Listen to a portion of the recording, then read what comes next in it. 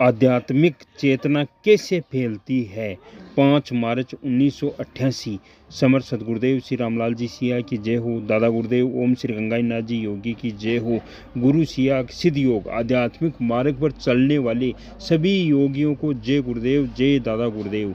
इस आध्यात्मिक मार्ग पर चलने के लिए आपको गुरुदेव श्री रामलाल जी सिया के श्रीमुख से आपको मंत्र सुनना है। उस मंत्र सुनने से आपकी दीक्षा हो जाएगी और दीक्षा होने के बाद आप दिन में सघन जप करना आपको, जिसमें होठ जीभ हिलने नहीं चाहिए। 2 टाइम ध्यान करना है, ज़्यादा से ज़्यादा मंत्र का जप करना है आपको मंजिल तक जाना है तो मंत्र तो जपना ही पड़ेगा। और आप भौतिक जीवन जिस तरीके से आप जी रहे हो, जीते रहो, उसमें आपको कुछ छोड़ना जोड़ना कुछ भी नहीं है। आपके जीवन में इतना ऐड कर दो कि 2 टाइम ध्यान करना है और ज़्यादा से ज़्यादा मंत्र का जप करना है। आप 15-20 दिनों में आपके जीवन में ऐसा परिवर्तन आएगा, आपकी सारी समस्याओं का समाधान हो जाएगा और आप चाहकर भी किसी का बुरा नहीं कर सकोगे केवल मंत्र का जप करने से। और आपको कोई बीमार या समस्या वाला व्यक्ति दिखे तो उसको गुरुदेव के बारे में बताओ, सदगुरुदेव के बारे में बताओ, कल के अवतार के बारे में बताओ। इनकी तस्वीर से ऑटोमेटिक ध्यान होता है। सारी आपको जो भी इस आराधना में मिलेगा, आपको किसी को बाहर से उम्मीद नहीं करनी है, आपको अपने आप से मिलेगा। गुरुदेव ने बताया आपको मंत्र का जप करना है, सारी समस्याओं का समाधान हो जाएगा। और ज़्यादा से ज़्यादा मंत्र का जप और 2 टाइम ध्यान और बाकी समर्पण विश्वास के साथ सदगुरुदेव की आप आराधना करो। कल के अवतार है, उनकी तस्वीर से ऑटोमेटिक ध्यान होता है, आपकी सारी समस्याओं का समाधान हो जाएगा केवल मंत्र का जप करने से। कहीं आपको जाना नहीं है, घर में रहते हुए आराधना करनी है। सिद्ध योग की किताब है जो सदगुरुदेव के हाथों से लिखी हुई है, उसका वीडियो देखते हैं। आध्यात्मिक चेतना कैसे फैलती है। भौतिक जगत में जिन आध्यात्मिक बातों को आज तक मानव केवल मन गढ़ंत और काल्पनिक मानता है, वे सभी असंख्य परमाणु सहित सत्य प्रमाणित हो रही है। मूलाधार से लेकर आज्ञा चक्र तक के माया के जगत किसी की सभी शक्तियों की प्रत्यक्षानुभूति त्रिगुणमय माया ब्रह्मा विष्णु महेश सहित हो रही है। ये सभी शक्तियाँ भौतिक जगत में भी सत्यापित हो रही है। आज्ञा चक्र से ऊपर के लोक पूर्ण रूप से सात्विक है तथा यहाँ शब्द का रूप बदलकर निरंतर सूक्ष्म रूप धारण करता जाता है। अतः इनकी प्रत्यक्षानुभूतियाँ पूर्ण रूप से मानवीय भाषा में व्यक्त नहीं की जा सकती है।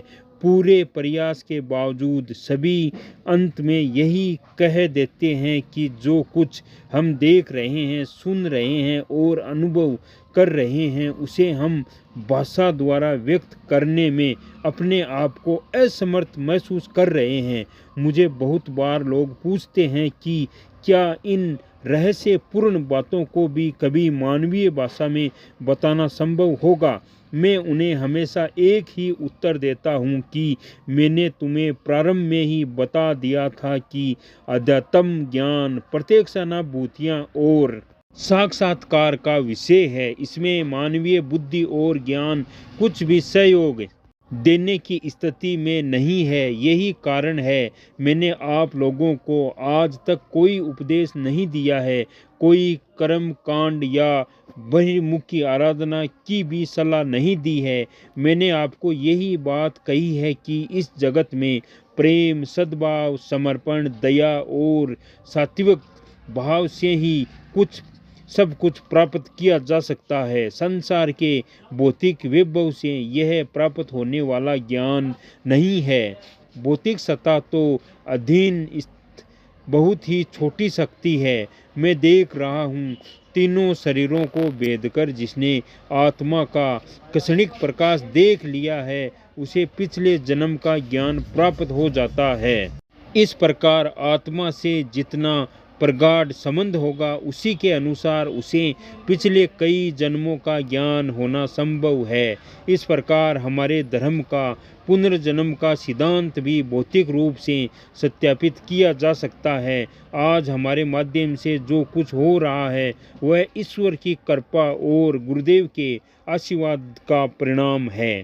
प्रारंभ से ही लेकर मेरे जीवन के अंतिम क्षण तक के बारे में मुख्य सभी कार्यों का स्पष्ट आदेश उस परम सत्ता ने दे दिया है। मैं सप्रमाण पूर्ण रूप से आश्वस्त हूँ।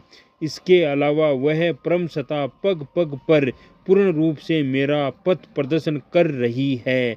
मुझसे जुड़ने वाले लोगों से के संबंध स्थापित करने वाले भी जिज्ञासु लोगों में भी वह सात्विक कर नट प्रकाश अनायास दौड़ने लगता है। जो आपको इस आराधना में मिलेगा, मंत्र का जप करने से मिलेगा। जय गुरुदेव, जय दादा गुरुदेव।